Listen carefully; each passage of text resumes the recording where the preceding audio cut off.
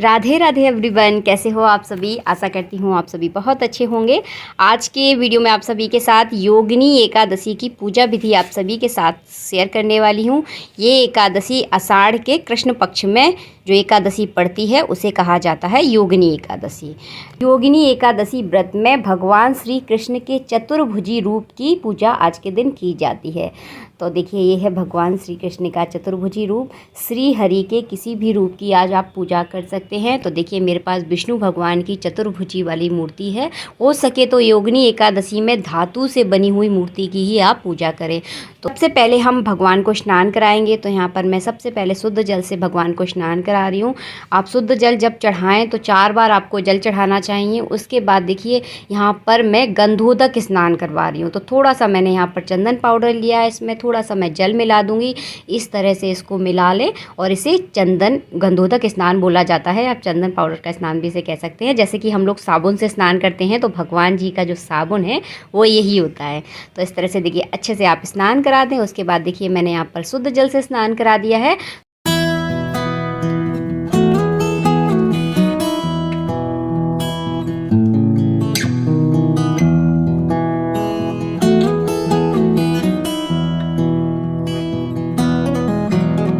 स्नान कराने के बाद मैंने भगवान का अंग प्रोक्षण किया है। और अंग प्रोक्षण करने के बाद देखिए, इस तरह से मैंने हाथ की हथेली पर थोड़ा सा इत्र लगा दिया है और अच्छे से भगवान जी की मैं मालिश करूँगी। हल्के हल्के हाथों से आपको इत्र की मालिश करनी है।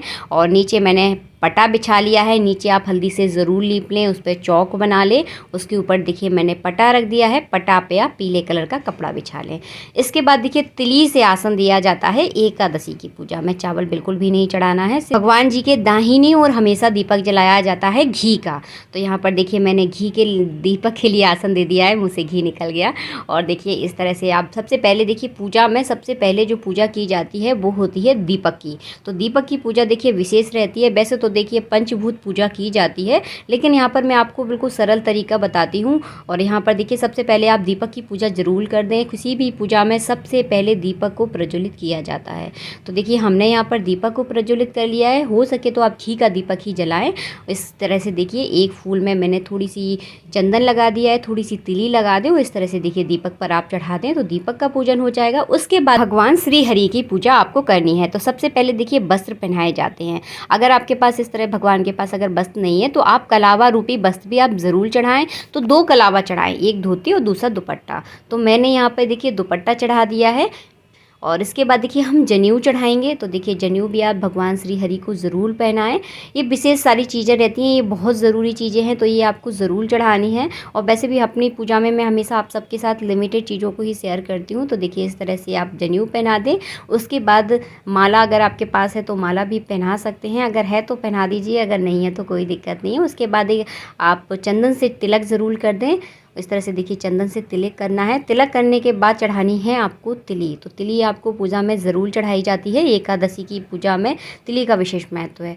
तो देखिए, इस तरह से आप तिली चढ़ा देंगे।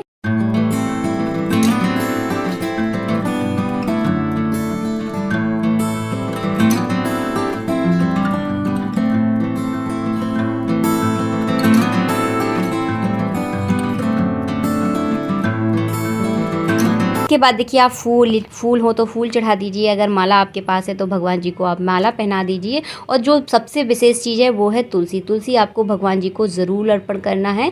हो सके तो इस तरह से देखिए, बीच में जो बाल लगी रहती है जिसे मंजरी बोला जाता है, वो मंजरी लगी हुई तुलसी आप ज़रूर चढ़ाएँ अगर आपको मिल जाए तो। देखिए, हमने यहाँ पर तुलसी देखिए विशेष है। तुलसी ज़रूरी आपको चढ़ानी होती है। तो तुलसी आप ज़रूर चढ़ाएँ, चाहे आपके पास फूल हो या ना हो, लेकिन तुलसी आपको ज़रूर चढ़ानी है। उसके बाद देखिए, एकादशी व्रत की हमने कथा रख ली है। तो कथा का भी हम पूजन करेंगे। तो वही एक फूल में आप चंदन लगा लीजिए, थोड़ी सी तिली लगा दीजिए। इस तरह से देखिए, एकादशी व्रत पे आप चढ़ा दीजिए।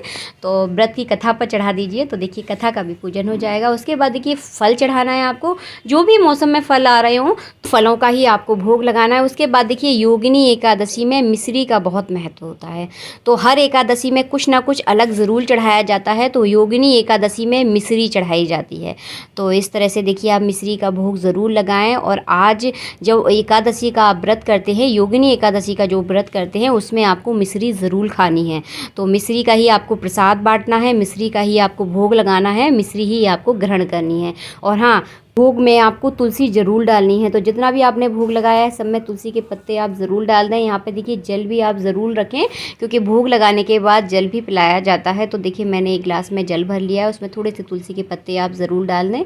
इसके बाद देखिए आपको कथा पढ़नी है। तो कथा पढ़ने का वही नियम होता है, अपने सीधे हाथ में एक फूल रख लीजिए, थोड़ी सी तिली रख लीजिए और पढ़नी है आपको एकादशी की कथा। और एकादशी की जब आप कथा पढ़ें तो अपने बच्चों को भी अपने पास ज़रूर बैठा लें और आपके घर में जो भी सदस्य हो अपने पास ज़रूर बैठा लें, क्योंकि देखिए ये हमारा पूजा पाठ है, हमारा धर्म है। तो हमारे धर्म की जानकारी सभी को होनी चाहिए, खासकर हमारे बच्चों को ज़रूर होनी चाहिए।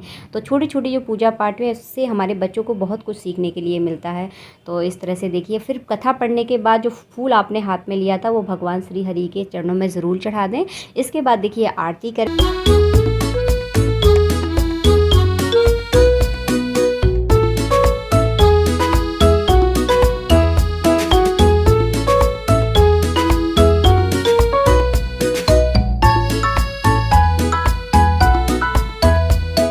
करने के बाद देखिए इस तरह से अपने सीधे हाथ में थोड़ा सा जल ले लें और इस तरह से यूँ घुमाना है आपको। इसे अर्घ देना भी बोला जाता है, आरती ठंडी करना भी बोला जाता है। तो ये विशेष रहता है, इसे आपको ज़रूर करना है। योगिनी एकादशी के व्रत से और पूजा करने से हमें जो ब्राह्मणों को भोजन कराने से जो पुण्य प्राप्त होता है वही पुण्य हमें योगिनी एकादशी के व्रत में पूजा करने से और व्रत करने से प्राप्त होता है। इस व्रत के प्रभाव से अगर हमें किसी ऋषि के द्वारा अगर कोई श्राप मिला है, हमारी कुंडली में किसी प्रकार का अगर कोई श्राप है तो उससे भी हमें मुक्ति मिल जाती है अगर हम नियमित रूप से एकादशी का व्रत करते हैं। तो योगिनी एकादशी के व्रत से हमारे आपराधिक कष्ट भी नष्ट हो जाते हैं। तो बहुत ज़रूरी है एकादशी। इस एकादशी में आप मिश्री का भोग ज़रूर लगाएं और प्रसाद में मिश्री ज़रूर बांटना है आपको। मिलती हूँ आप सबसे नेक्स्ट वीडियो में। वीडियो को अच्छा लगता है तो वीडियो को लाइक ज़रूर करें। जब तक के लिए जय श्री राधे मित्रों, राधे राधे।